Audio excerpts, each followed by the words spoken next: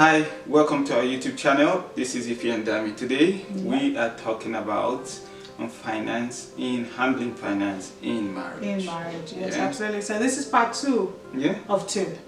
Part 1 we dealt with in our last video, finances in relationship leading to marriage. I will share some tips that kind of worked for us that we're hoping might work for younger couples. So if you haven't seen that video, go watch it, like, subscribe and share. We believe it can really bless some young couples. But today maybe we're diving into money matters in marriage. Ooh, MMM. Money matters in marriage. Anyway, babe, so what do you think? How's it going for you? Good. This is good.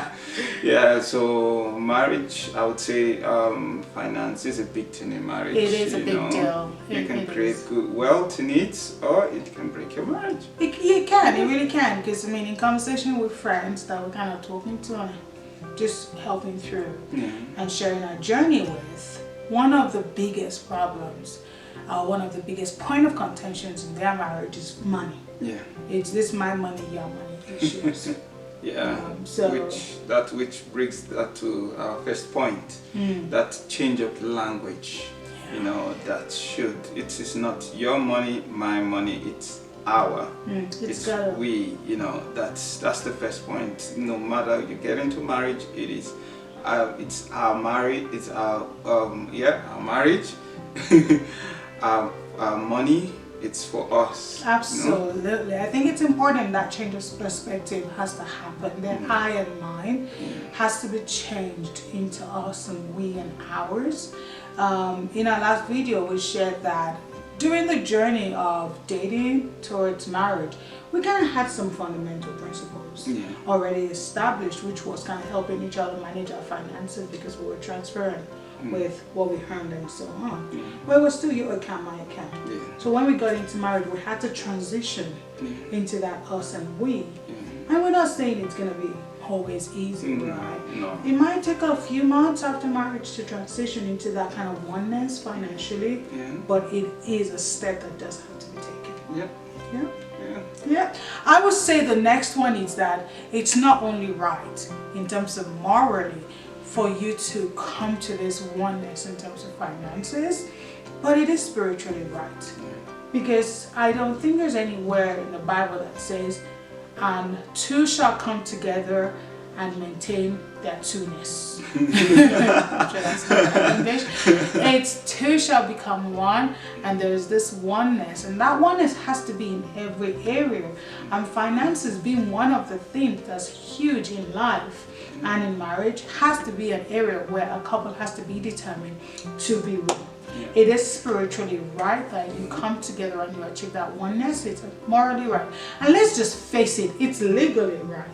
Because the fact of the matter is, if you maintain your mind, me, mine, yours, and you create a mess big enough that you lead yourself to the path of divorce, you better believe the divorce lawyers will dig up that paycheck you've been hiding. That bank account you've been hiding, they're going to dig it up. So it's legally right that what he owns is mine and what I own is his. So I might as well just surrender and come together and achieve the oneness.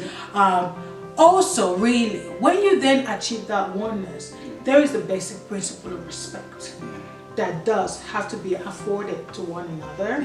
Because when it gets to, okay, we've merged our money together, I don't just go out and spend money anyhow without consulting my husband. And you don't do the same. And this is not because I'm under his thumb or he's under my thumb or I'm not independent and all of that.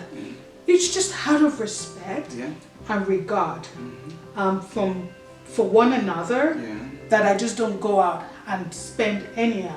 Now, we run a budget. So I'm not saying that I ask for money for groceries or whatever, because we have that in our budget. We have an estimate of what we will spend on groceries monthly or whatever, and electricity, and we have those. But for those miscellaneous, I found a nice item in the store that's good, looks I need, whatever the case may be, for myself, for the kids, even for him. I just bring him along the journey of just carrying him along, and it's just fun. It's fun to do that. because I find that way we're growing together, and I'm not just going out and buying whatever whenever, but we're checking in. Yeah. We're checking in with one another. Yeah, and it keeps you accountable. Absolutely. Yeah, it does. It does. I mean, it keeps me in check because I love shoes. I mean, I'm a prudent spender, but my weakness was always shoes. And I have had to develop some self-control with that. And it's because we do have accountability. Yeah. Yeah? Yeah. I think really, statistically speaking, couple that work together financially, couple that come together in this financial oneness, they do build wealth. I would say quicker and faster and with more stability than when you're doing it alone. Because really, in these countries that we live in terms of the Canada, the UK, the America, and so on, you need that oneness to be able to achieve what you need to achieve. Say, for example, a mortgage. I mean, it's literally a case of two heads are better than one. Let's just keep it real. It is. So really, it's for your own good to achieve that financial oneness. Because if we didn't work together the way we have over the last almost 10 years of our marriage, we really will not be where we are now. Right? So that's just to encourage younger couples out there. Yeah, and always remember, like in marriage, it's either you're growing together or you're growing apart. You cannot be static. It's not possible. It's not. And I think we would suggest that finances is an area where couples could really drive a wedge between one another and grow apart. Because if it's this kind of power struggle, if you turn money into a power struggle, because in the examples that we've seen of people who don't want to merge money, it's usually because there's a lack of trust, which you really should work on. It's because one person is earning more than the other person, and they're using that as a power kind of grabbing tool. And those are the things that when this come up in that kind of journey of wanting to achieve oneness, just work on it, work on those issues so that you can grow together. Right? So really, just to recap on the quick points that we made today, you've got to change your perspective, change your language from the me to us, to the we to the ours. It is morally wrong that you do this. It is imperative that you do it. It's spiritually wrong, right? Wrong. It's spiritually right, morally right, and it's legally right. Check in with one another. When you then achieve that oneness, respect one another and check in with one another. And really, if you do want to build wealth with your husband, with your wife, work together financially, because that's the only way you're going to do it. And in doing all of that, you will grow. You will grow together. You will. You will. Well, that's the tips that we've got. That's worked for us. That's how we do it. So there is no my account, your account. My money, your money in our household. It's our money. It's our resources. And we get to dream together. It's so much fun. We get to dream together to see how we're gonna use those resources. So we just hope that this will help and work for you as well.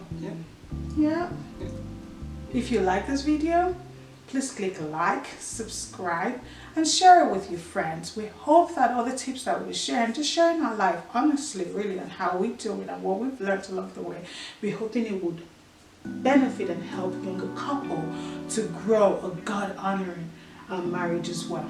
It's been Dami and Ife. Remain blessed.